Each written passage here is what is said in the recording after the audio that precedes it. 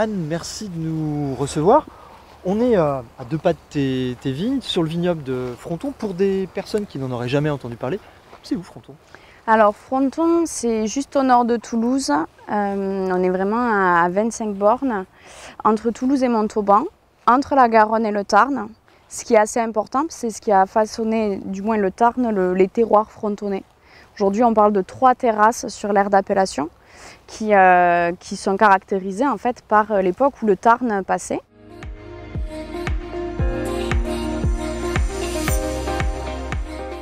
Alors Fronton, en fait, c'est une appellation qui a été créée en 1975, qui rassemble 2 anciennes appellations. Et aujourd'hui, c'est une appellation qui s'étend sur une quinzaine de communes à cheval sur la Haute-Garonne et le Tarn-et-Garonne.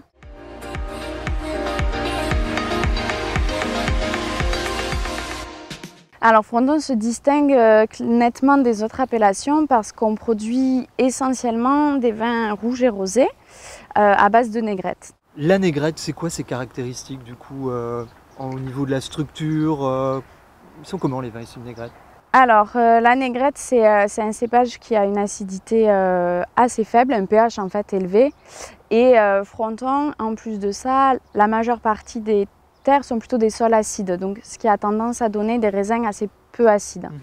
Mais aujourd'hui, ce qu'on voit aussi, c'est que ça fait des vins qui peuvent être, moi je trouve, très souples en bouche, très parfumés, qui collent vraiment bien au goût du consommateur aujourd'hui. Donc on est loin de l'image d'Épinal, des vins structurés, lourds, massifs. Un Fronton, c'est pas ça. Exactement. On va dire que j'aime dire qu'à Fronton, on sait tout faire. On fait vraiment des vins de garde avec de la structure qui, je l'espère, vont se garder 10, 15, 20 ans sans problème.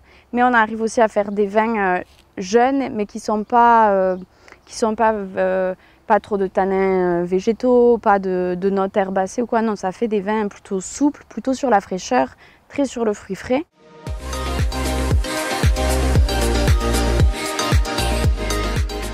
Aujourd'hui, on a une dizaine de cépages rouges possibles en assemblage avec la négrette. La seule règle, entre guillemets, c'est que la négrette doit être majoritaire et certains cépages ne sont pas autorisés au-delà d'un certain pourcentage pour justement garder vraiment une identité Fronton-négrette parce que on s'est battu pour ça pendant beaucoup d'années et donc on continue ce travail-là. Fronton, c'est l'endroit sur la planète où clairement on a le plus de négrette, de loin. Ouais, exactement. Alors on a retrouvé, il y a un petit peu de négrette dans les fiefs vendéens, il y en a un petit peu dans les côtes rouennaises, mais sinon la seule appellation où la négrette rentre dans le cahier des charges, c'est l'AOP Fronton. Donc 95% de la production mondiale, plus même. On peut même dire 99%. À ce point. Ouais, à ce point. Donc tu parlais du rouge, du rosé. Il n'y a pas de blanc à Fronton, donc ça n'existe pas. Alors, grâce à Philippe et Diane, Cauvin du Château La Colombière, ça existe. On faisait quelques blancs en vin de France, certains en IGP. Et il y a quelques années, un peu plus de 10 ans maintenant, Philippe et Diane ont retrouvé un cépage qui s'appelle le Bouisselet, qui est un cépage autochtone qui a été retrouvé qu'à Fronton. Grâce à l'IFV et aux pépiniéristes, ouais. voilà, on a pu multiplier ce matériel végétal pour nous-mêmes, avec quelques autres vignerons de Fronton, surgreffer et planter des nouvelles vignes. Et aujourd'hui, on est donc sur un projet d'appellation Fronton blanc, d'AOP Fronton blanc, quelque part. Ce qui est une entière révolution. On est super heureux d'avoir retrouvé ce cépage. C'est un cépage qui, aujourd'hui, on le voit, est peu sensible au mildiou, ce qui est assez important, qui débourre tard, donc qui est très peu sensible au gelé, et surtout qui fait, selon moi, en toute objectivité, des vins exceptionnels.